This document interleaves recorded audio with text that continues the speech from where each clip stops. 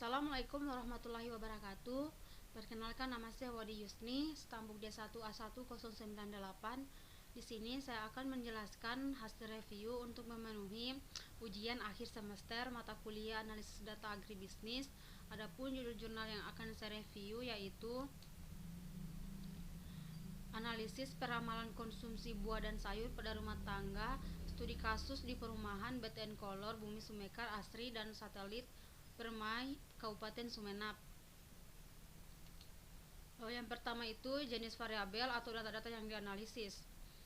Adapun data-data yang akan dianalisis yaitu data yang dikumpulkan dalam penelitian ini bersumber dari data primer. Pengumpulan data yang digunakan yaitu observasi, wawancara, dan penyebaran kuesioner. Pengumpulan sampel dilaksanakan secara eksidental sampling, yaitu menentukan sampel berdasarkan faktor kesengajaan atau kebetulan sedang berada di rumah. Hal ini dilakukan karena pengambilan responden tersebut dilakukan pada jam kerja. 2. Tahapan analisis peramalan yang digunakan pada penelitian.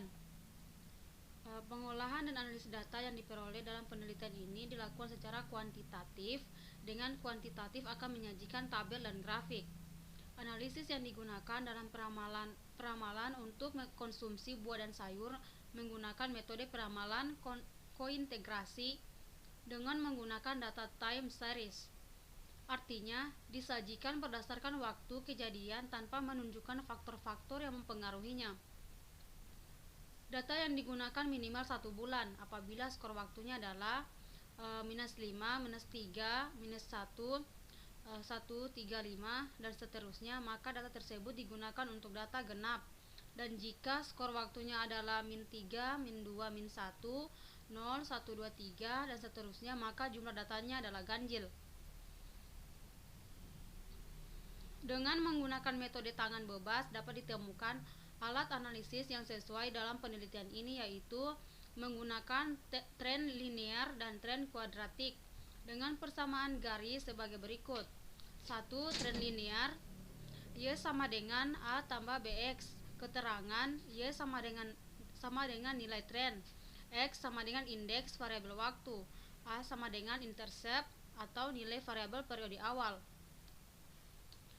B sama dengan slope atau koefisien tren. Rumus untuk mencari nilai A dan B jika sigma X sama dengan 0.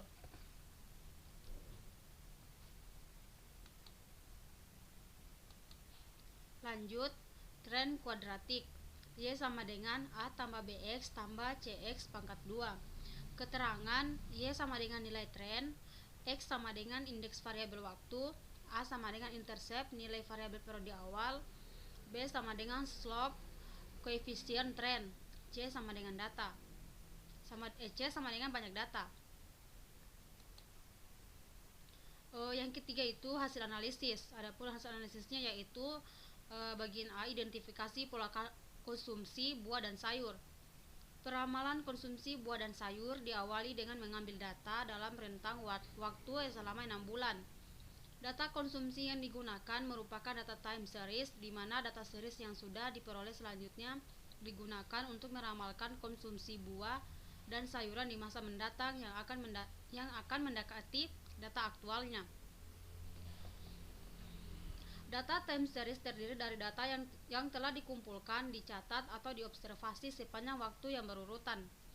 Data yang digunakan merupakan data konsumsi buah dan sayur dalam satuan kilogram per bulan. Data konsumsi tersebut menggambarkan pola data yang dapat membantu menentukan pola data yang terbentuk dari data konsumsi buah dan sayur di perumahan BTN Kolor, Bumi Sumekar, Asri, dan satelit Permai. Dari pola data yang terbentuk tersebut akan membantu menentukan pemilihan metode peramalan yang tepat. Panjang deret waktu yang digunakan yaitu sebanyak 3 bulan dari bulan April sampai Juni 2019. Hal ini sesuai dengan peramalan jangka pendek yang mencakup waktu antara kurang dari 3 bulan. Pola data konsumsi yang diperoleh akan dilakukan pengolahan dengan menggunakan program Microsoft Excel untuk mengetahui plot data konsumsi buah dan sayur di perumahan BTN Kolor, Bumi Sumekar Asri, dan satelit Permai yang digunakan untuk mengetahui unsur-unsur yang terdapat pada data tersebut sehingga dapat ditentukan metode yang sesuai.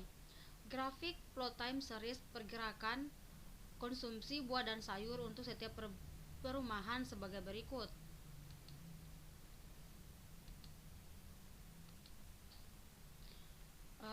Berikut merupakan tabel grafik data konsumsi buah dan sayur di perumahan BTN Kolor pada bulan Oktober 2018 sampai Maret 2019.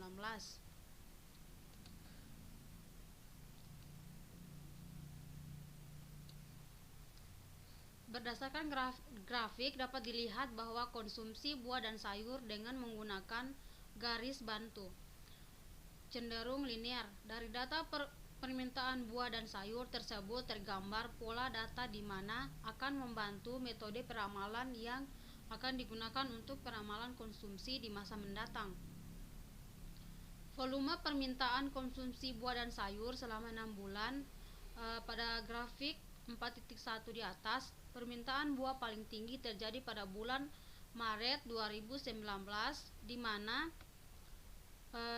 mana mengalami peningkatan sebesar 5 kg yang dikarenakan adanya hajatan di bulan tersebut sehingga tingkat konsumsi terhadap buah juga meningkat, dan konsumsi sayur paling tinggi terjadi pada bulan Maret 2019 di mana naik sebesar 9 kg yang diakibatkan oleh adanya faktor pancaroba. Selanjutnya grafik 4.2 data konsumsi buah dan sayur di perumahan Bumi Sumekar bulan Oktober 2018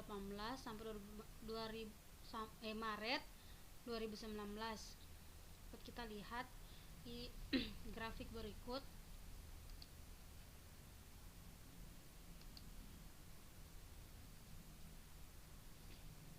Berdasarkan grafik di atas dengan menggunakan garis bantu dapat dilihat bahwa tingkat konsumsi buah dan sayur di perumahan Bumi Sumekar Asri cenderung linear. Volume permintaan konsumsi buah dan sayur selama 6 bulan, permintaan buah paling tinggi terjadi pada bulan November 2018 di mana mengalami peningkatan sebesar 11 kg. Dikarenakan pada bulan November merupakan peringatan bulan Maulid Nabi Shallallahu Alaihi Wasallam dan konsumsi sayur paling tinggi.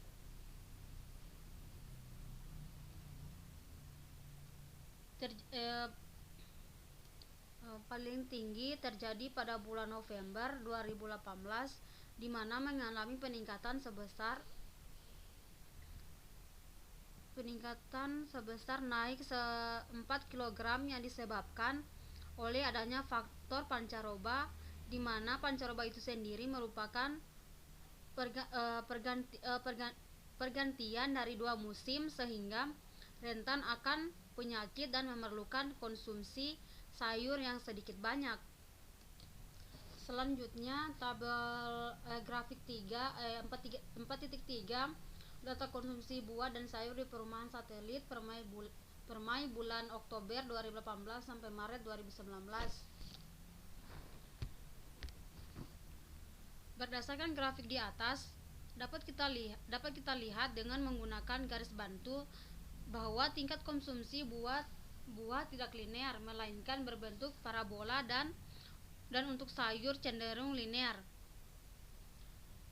Volume permintaan konsumsi buah dan sayur selama 6 bulan pada grafik 4.3, konsumsi buah paling tinggi terjadi pada bulan Desember 2018 di mana mengalami peningkatan sebesar 9 kg yang diakibatkan adanya peringatan bulan Maulid Nabi Shallallahu Alaihi Wasallam Sama halnya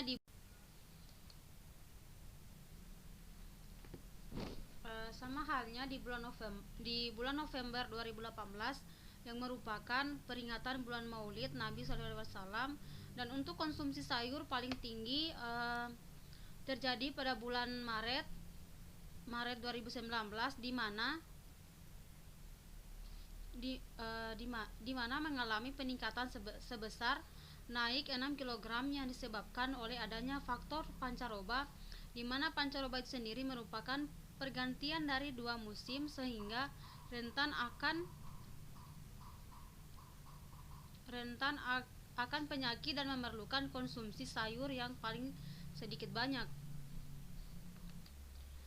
Dari penelitian di atas dapat kita simpulkan bahwa prediksi konsumsi untuk bulan April 2019 pada buah yaitu sebesar 569,13 kg, pada bulan Mei 2019 diprediksi konsumsi buah sebesar 572,59 kg, dan di bulan Juni 2019 tingkat konsumsi diprediksi sebesar 576,05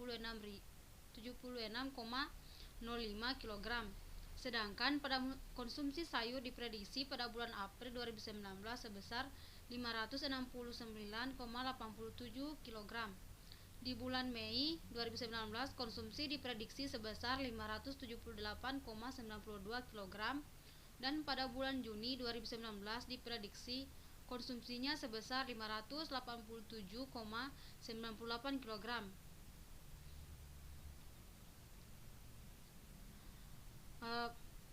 Pada perumahan bumi Sumekar Asri, tingkat konsumsi buah dan sayur dapat dikatakan linear dengan menggunakan garis bantu trendline. Pada konsumsi buah di perumahan tidak signifikan, yang artinya persamaan diperoleh pada buah tidak bisa digunakan untuk memprediksi konsumsi buah di perumahan tersebut, sehingga diperlukan penambahan waktu. Pada konsumsi sayur diprediksi di bulan April 2019 sebesar 1.830,0 kg. Di bulan Mei 2019 diprediksi bahwa tingkat konsumsi sebesar 1.837,87 kg, dan di bulan Juni 2019 sebesar 1.845,73 kg. Alat analisis yang digunakan menggunakan least square, yaitu tren linear dan tren kuadratik atau parabola. Sekian dan terima kasih. Itulah tadi penjelasan dari saya mengenai analisis peramalan konsumsi buah dan sayur pada rumah tangga, studi kasus di perumahan BTN Kolor, Bumi Sumekar Asri, dan satelit Permai Kabupaten Sumenep. Lebih dan kurangnya mohon dimaafkan. Wabillahi taufiq walhidayah. Wassalamualaikum warahmatullahi wabarakatuh.